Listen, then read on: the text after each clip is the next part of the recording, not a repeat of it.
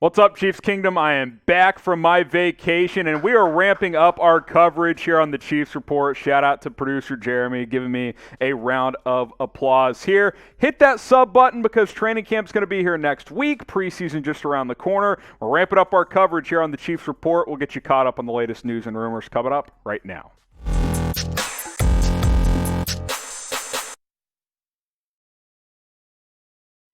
What's up? Welcome in. I'm your host, Harrison Graham. Appreciate you guys clicking on this video. Back with a fresh set of Chiefs news and rumors as we are into the second half of the month of July. Coming up here later on in the show, Patrick Mahomes partakes in ESPN's Make-A-Wish series. He made a teenage girl's day. We'll talk about that story later on in the show, so stick around for that and some other stories. But we'll start with the latest on Orlando Brown. Obviously, while I was gone, Orlando Brown deadline day came and went. Tyler Jones had you guys covered on that story as he did not come to terms on a long-term deal with Kansas City. I told you guys for months I'd be shocked if it didn't happen, and as we got closer I was like, this may not actually happen, and obviously it did not. He will play for $16.6 million this year under the franchise tag. The report that's out there is that Brown declined a 6-year, $139 million deal, but had a lot of protections on it. It was really like a 5-year, $92 million deal with crazy number on the 6th year that would have been basically all non-guaranteed.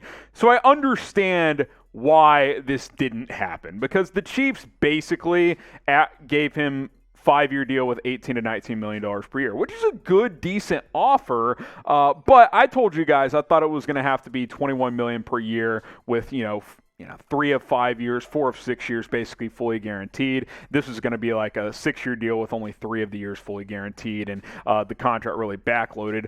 From Orlando Brown's side of things, he wanted more long-term security.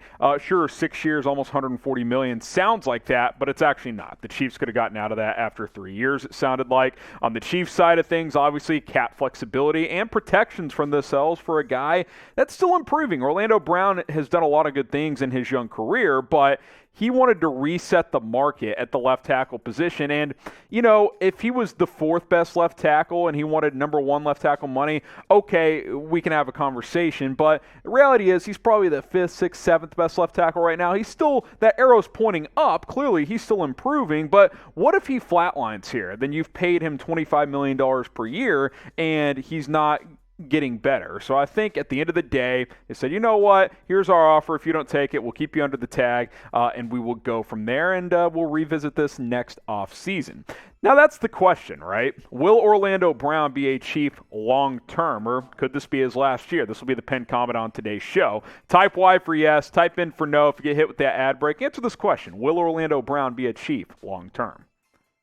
I'm still in the camp that he will. I think he's going to have a big year this year, and if he does, he'll make big money, and he'll probably make more money than he would have had, and honestly, that's a gamble the Chiefs made here. They said, you know what, we'll play this out, and if he balls out, we're going to have to pay him big money either way, but as the cap goes up, that's something that Kansas City will be able to do. Now, Jeff Shahida added this from the NFL Network, that the Chiefs were actually a little disappointed that Brown didn't agree to their contract offer. He said there was frustration, there was disappointment. They really like Orlando Brown. They love having him as a part of this team, but the money he was asking for was just too high. They don't want to not have stability at left tackle here, but they also don't want to pay him top of the market money for a player they don't think is the best player at his position in the NFL, which is kind of the point I just made. If he was the 3rd best tackle, okay, yeah, you slightly overpay. That's how things work. But it's not like he and Trent Williams are in the same tier of player. At the same time, though, this is a guy you want long term. You traded for him, you gave up real assets,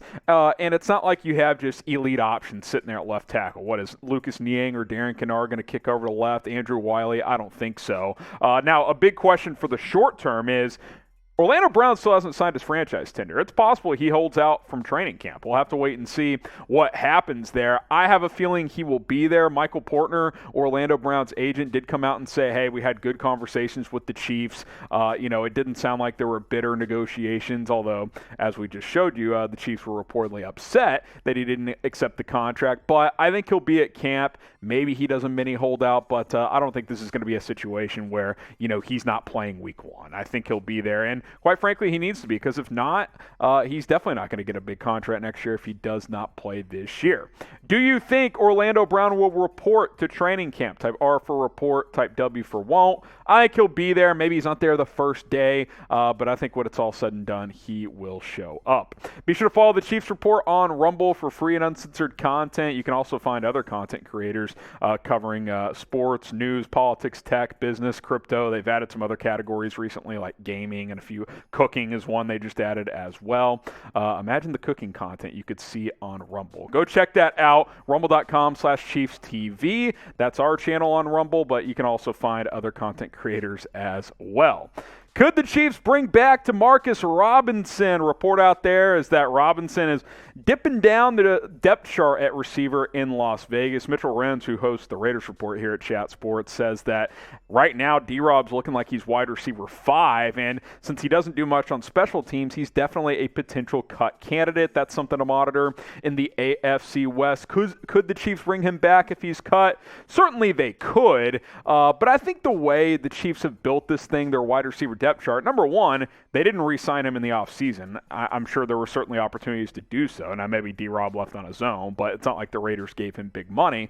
I've kind of moved on. I think the Chiefs have moved on. I've moved on from DeMarcus Robinson. He kind of flatlined the last couple of years. I thought in 2019 he had taken steps like, okay, he's looking more like, a number 3 type receiver. Maybe he can continue to elevate. Didn't really happen. I mean, in career stats here, in 97 games over 6 years, albeit his rookie year he didn't play within the offense hardly at all. Not great, right?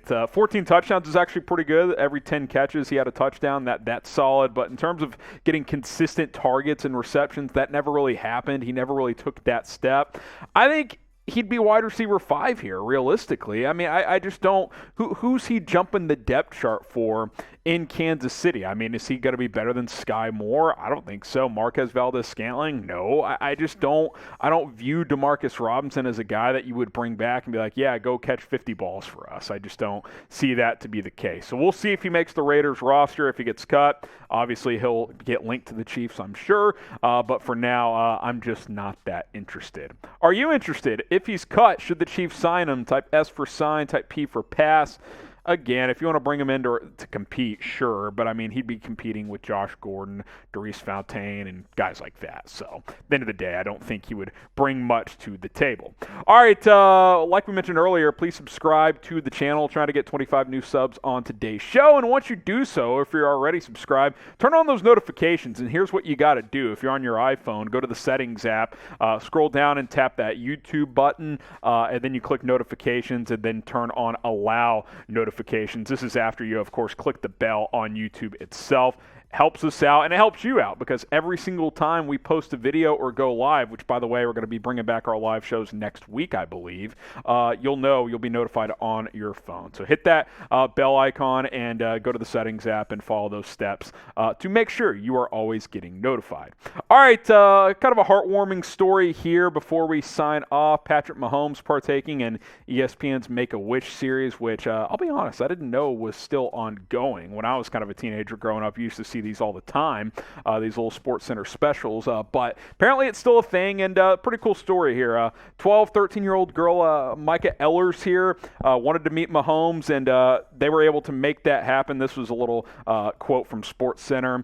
A young girl from California that had been through 2 open heart surgeries before the age of 1 is going to need a 3rd surgery in the future.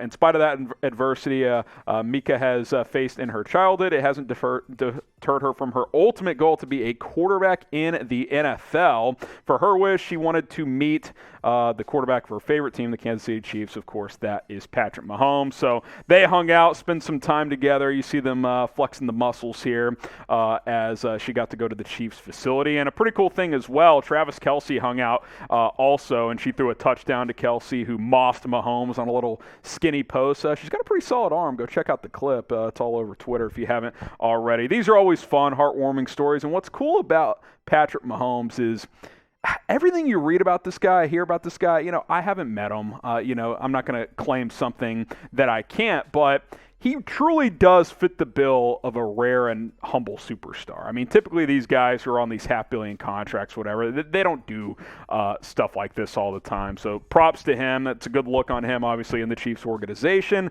to set this up before training camp gets going. So best wishes to her and her family as she continues to navigate health challenges moving forward. All right, that's going to do it for today's show. Again, hit that sub button as we're going to continue to ramp up our coverage here. We'll have another video tomorrow, so stay tuned for that. I'm Harrison Graham. We'll see you soon here on the Chiefs Report.